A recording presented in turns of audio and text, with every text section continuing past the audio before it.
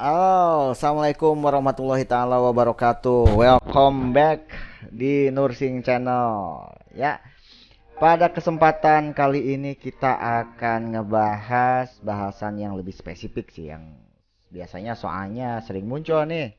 Tentang apa? Tentang di manakah lokasi infak pada kasus tersebut. Nah, sering tuh ada pertanyaan tentang itu.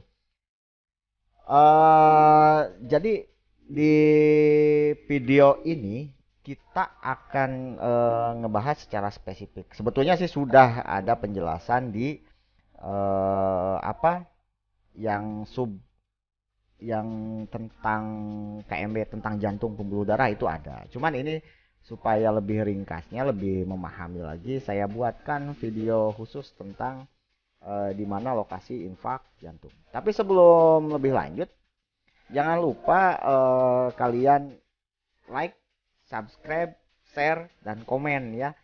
Jadi kalau belum paham, silahkan ditanyakan di eh, kolom komentarnya gitu ya.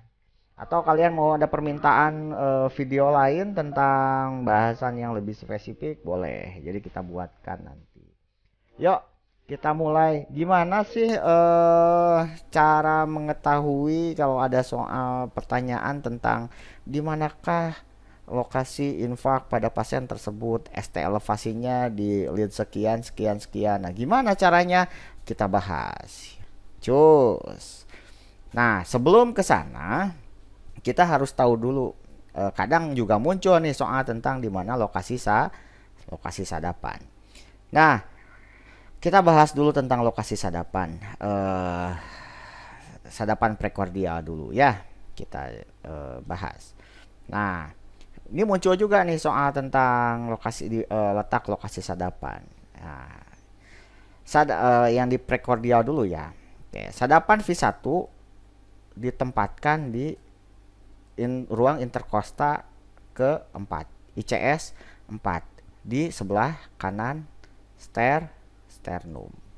Ya, nih di sini. Ini V1. Kemudian V2, sadapan V2, prekordial V2 itu di ICS 4 sama tapi di sebelah kiri sternum. Ya, itu V2. Di seberangnya. Oke, ingat-ingat. Kemudian setelah pasang V1, V2, selanjutnya apa? Pasang V4 dulu, jangan pasang V3. V4 di ICS 5. Ya, pasang V4 dulu. Di mana? ICS 5. Ini ICS 4, ICS 4. ICS 4 sebelah kanan, ICS 4 sebelah kiri, V1, V2, baru V4. Itu ICS 5, gitu ya. Di mana letaknya? Di ICS 5, di skapula ya. Ya. Ini di tengah-tengah. Oke. Ya, di tengah-tengah atau di bawah puting susu. Kemudian pasang V3. Pasang V3 itu antara V2 dan V4. Oke. Kemudian V5. V5 itu bareng sejajar sama ICS 5 tapi sejajar dengan ICS 4 V4 itu di aksila anterior, bagian luar, bagian depan ya, aksila anterior. Baru V6 di mana? Di mid aksila. Nah, V6 di mid aksila. Nah, ini dulu wajib hafal. Ini sering muncul juga. Oke, next. Selanjutnya, kalau sudah tahu yang prekordial, baru unipolar dan bipolar. Oke, slide selanjutnya. Nah, kalau sadapan bipolar, nah ini dia membandingkan beda arus, gitu ya. Nah, kita bahas satu-satu biar lebih paham. Nah, lead 1 dia merekam beda potensial antara tangan kanan dan tangan kiri. Jadi arahnya ke tangan kanan ke tangan kiri, ke sini arusnya. Gitu ya. Itu lead 1 dari tangan kanan ke tangan kiri. Nah, arahnya ke lateral, ke pinggir. Kemudian li 2, sadapan 2 atau li 2 itu ngerekam beda potensial antara tangan kanan dengan kaki kiri. Itu li 2, ke bawah arahnya, tangan kanan ke kaki kiri. Kemudian li 3, kalau li 3 itu merekam beda potensial atau perbedaan muatan antara tangan kiri dengan kaki kiri. Nah, ke bawah juga. Oke, paham ya? Ini arah muatan, arah muatan, arah muatan. Kalau tadi prekordial, tadi nanti kita apa namanya gunanya untuk apa? Untuk gampang memahami di mana arah bukan arah, di mana letak infaknya itu ya. ST elevasinya di mana, jadi tahu infaknya di mana. Nah, kemudian sadapan unipolar. Sadapan unipolar tuh yang kayak gini nah. Serat, serat, serat gitu kan. Nah, AVF di sini. Oke. Ya. AVR, AVL. Nah, AVR dulu. Kalau AVR itu ngerekam beda potensial listrik tangan kanan yang bermuatan positif di sini dengan elektroda negatif gabungan antara tangan kiri dan kaki kiri. Ya, sini ke sini arahnya. Kalau AVL beda potensial tangan kiri, ke sini arahnya, ke samping kiri. Oke. APF itu beda potensial ke arah kaki, ke bawah. Gitu ya. Oke. Jadi yang arahnya ke bawah itu kalau di unipolar APF, kalau yang ke arah lateral ke samping AVL. Untuk memudahkannya seperti itu. Next. Nah, ini letak seluruh sadapan kalau dilihat. Yang prekordialnya kita lihat V1 anterior ya, septal V1, V2, kemudian anterior V3, V4, kemudian V5, V6 lateral yang sampingnya. Samping kan? Ini depan. Ini depan juga kadang, tapi karena di sini ada sternum septal. Nah, kemudian yang lateral yang lain dari unipolarnya AVL. Bipolarnya lead 1 kalau ke lateral gitu ya. Nah, yang ke bawah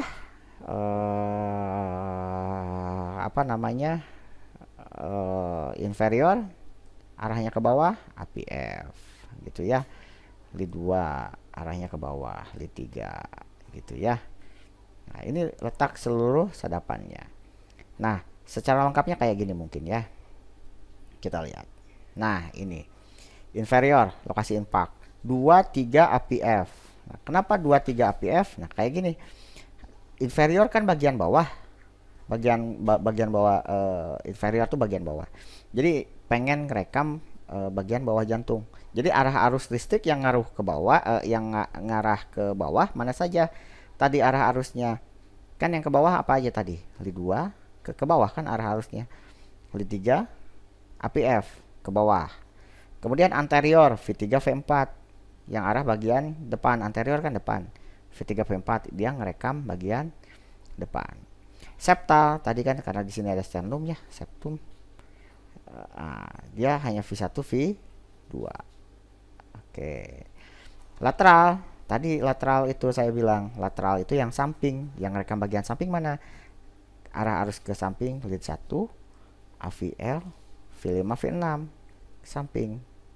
Nah, posterior ke belakang atau bisa resiproksikalnya V1 V4 resiproknya atau bisa lanjut V7 V8 V9 boleh. Kalau ventrikel kanan ke sini arahnya ngerekamnya V3R V4R V5R V6R, tapi jarang ditanya. Jangan khawatir, ini nggak pernah ditanya ya.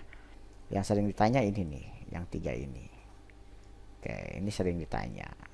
Oke, jadi jangan dihafal, ini difahami aja kemana arah arusnya itu. Jadi kalau ada soal kayak gini jangan dianggap susah dulu, pahami. Nah, kalau masih belum paham, oke, di mana letak nggak pahamnya, silahkan di kolom komentar kita jelasin lagi. Gitu ya. Ya, mudah ya.